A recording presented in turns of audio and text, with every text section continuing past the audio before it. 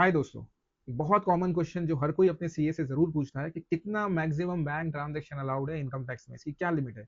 और last week तो हद हो गई, दो तीन लोगों ने कॉल करके ये भी बताया कि बैंक ने अकाउंट ही ब्लॉक कर दिया, लिमिट क्रॉस है बोल के। ये आपने भी एक्सपीरियंस किया होगा।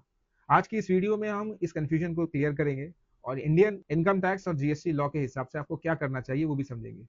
दोस्तों, क्या आप जानते हैं कि इनकम टैक्स और जीएसटी डिपार्टमेंट को आपके पैन कार्ड के थ्रू आपके बहुत से फाइनेंशियल ट्रांजैक्शन की रिपोर्टिंग साल भर की मिल जाती है। जैसे आपने कैश कितना डिपॉजिट किया, प्रॉपर्टी खरीदा, फॉरेन ट्रैवल किया, आपने ज्वेलरी गोल्ड खरीदा, क्रिप्टो की ट्रेडिंग की, शेयर मार्केट में इन्वेस्टमेंट किया, क्रेडिट कार्ड का हैवी आपने पेमेंट किया, लॉटरी और बैटिंग आपने विनिंग की।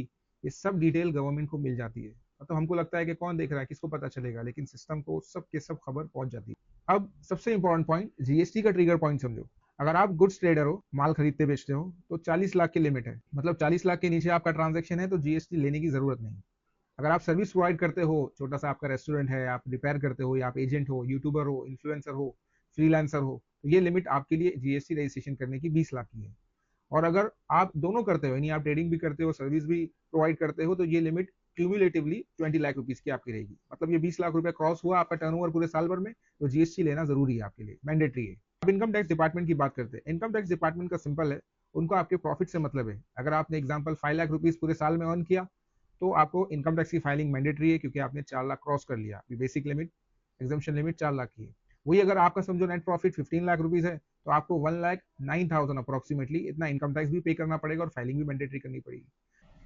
अब एग्जाम्पल के थ्रू इनडायरेक्ट मेथड समझते हैं, जिससे पता चलेगा कि आपका प्रॉफिट कितना आना चाहिए और गवर्नमेंट को कैसे पता चलता है कि आपका प्रॉफिट कितना है।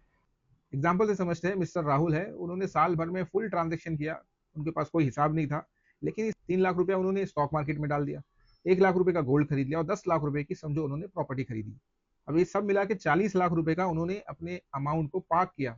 इसका मतलब कम से कम इतना तो उन्होंने प्रॉफिट कमाया होगा। अब इनकम टैक्स के पास ये सब डिटेल है। मतलब आप चाहे हिसाब रखो या ना रखो, सिस्टम अपना हिसाब रखता है। अब आपको क्या करना चाहिए? अब आपको ये करना चाहिए कि आपके सारे बैंक अकाउंट, चाहे वो सेविंग हो, करंट हो, ज्वाइंट हो, 1 अप्रैल 2025 से 31 मार्च 2026 इसके बीच के सारे बैंक स्टेटमेंट डाउनलोड करना चाहिए। और उसमें देखना चाहिए कितना पैसा बिजनेस से रिलेटेड आया, कितना गया, कितना एक्चुअल प्रॉफिट हुआ।